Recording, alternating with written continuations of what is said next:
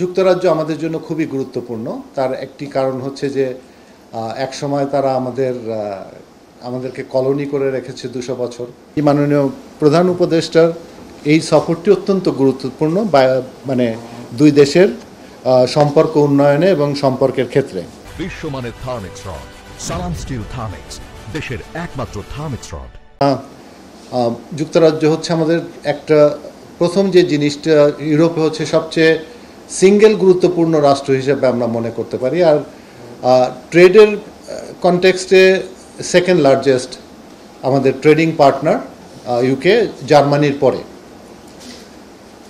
আমরা যদি ইউরোপে আমাদের ডায়াসপোরার বিবেচনায় বলি, তাহলে নিঃসন্দেহে আমাদের লার্জেস্ট বাংলাদেশ কমিউনিটি বা ডায়াসপোরা আছে ইউকেতে। অফিসিয়াল ফিগার আমরা এখনও 1 মিলিয়ন বলি না, তবে আমার আনঅফিসিয়াল ফিগার হচ্ছে 1 মিলিয়নের বেশি আছে বাংলাদেশ ডায়াসপোরা, অর্থাৎ এই 1 মিলিয়নের মধ্যে second generation, third generation UK ন্যাশনালকেও আমরা ধরি। আর রাজনৈতিকভাবে যুক্তরাজ্য আমাদের জন্য খুবই গুরুত্বপূর্ণ। তার একটি কারণ হচ্ছে যে একসময় তারা আমাদেরকে কলোনি করে রেখেছে 200 বছর। আমরা এখনও কমনওয়েলথের মেম্বার।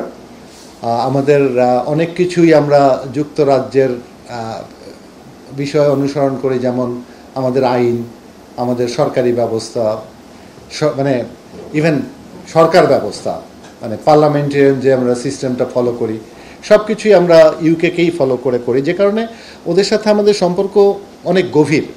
মানে ইউরোপে যত দেশ আছে তার মধ্যে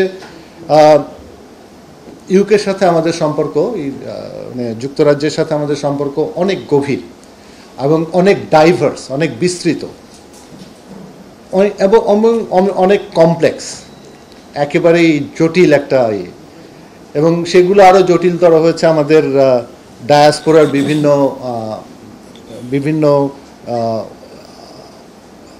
যে তারা বিভিন্ন মতাদর্শ, বিভিন্ন রাজনৈতিক বিবেচনার কারণে।